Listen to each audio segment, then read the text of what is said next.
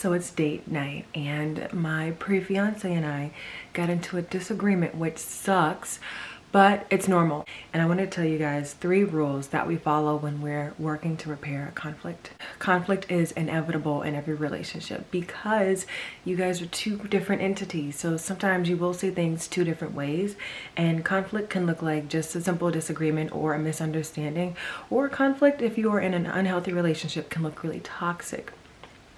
But the goal when you're in any conflict, in any relationship, is to navigate the conflict the most healthy way that you can.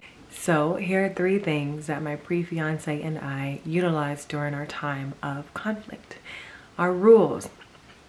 1, we do not raise our voices. When one person raises their voice and the other person raises their voice, now we're in a screaming match and we're getting heated and our levels are elevated, and sometimes we're not always thinking clear because we're wanting to get our point across. We're wanting to be heard. And so I find that the couples that yell when they argue aren't listening to each other.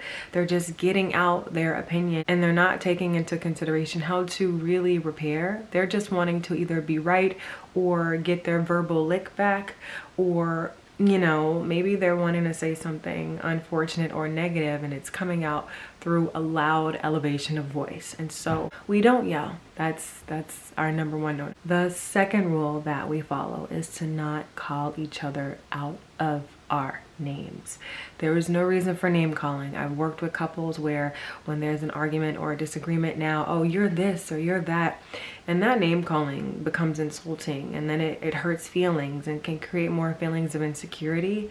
So no name calling. It's rude, it's disrespectful, and if we're working towards a healthier relationship, then there is no need to be rude or disrespectful. You can have a conflict and a difference of opinion without raising your voice and without being disrespectful. I would say that the third rule we follow is to not talk over the other person.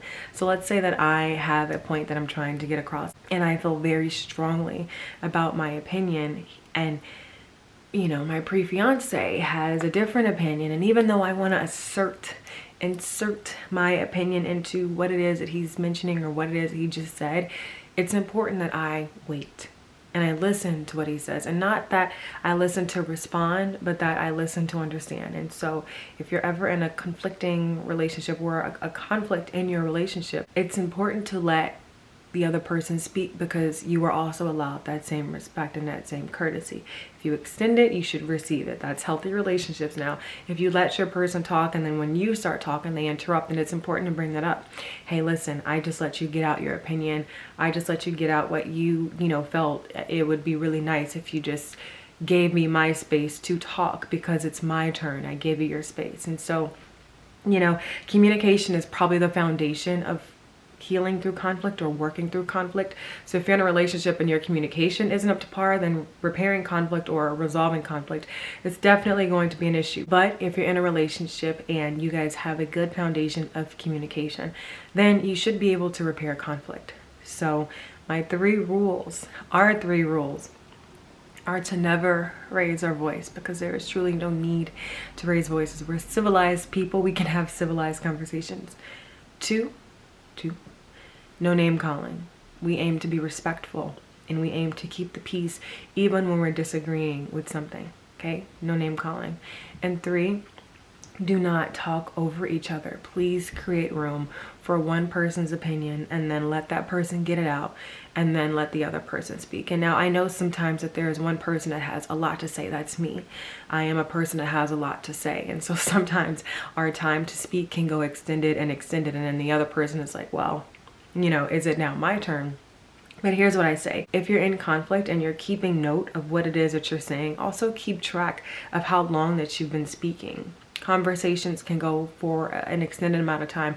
There's no reason to monologue everything out when we're trying to work through one understanding or one misunderstanding at a time. I do not recommend trying to, hey, these are the 5 things and these are the things that I want to get out right now, because it's more important to get one thing out, resolve that one thing, get the next thing out, resolve that next thing, until you guys get to a point of an understanding. The goal of every conflict is to get to a point of understanding. And so I encourage you to, 1, not raise your voice.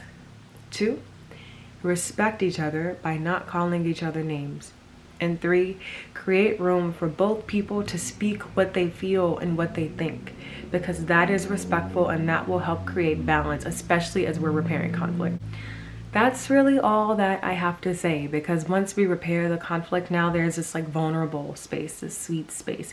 And I find that we become really intimate because we repaired conflict and we've overcome something in the relationship, which is good. It's good to overcome stuff because you know that in the future, overcoming things will be a lot easier. So our intimacy levels and that connectedness does, you know, become closer. And sometimes, you know, it takes a little bit of time to go from conflict to repairing the conflict to, a level of balance, but you can get there if you remember to not raise your voice, no name calling, and create room for actual dialogue and listen to understand. Do not listen to respond.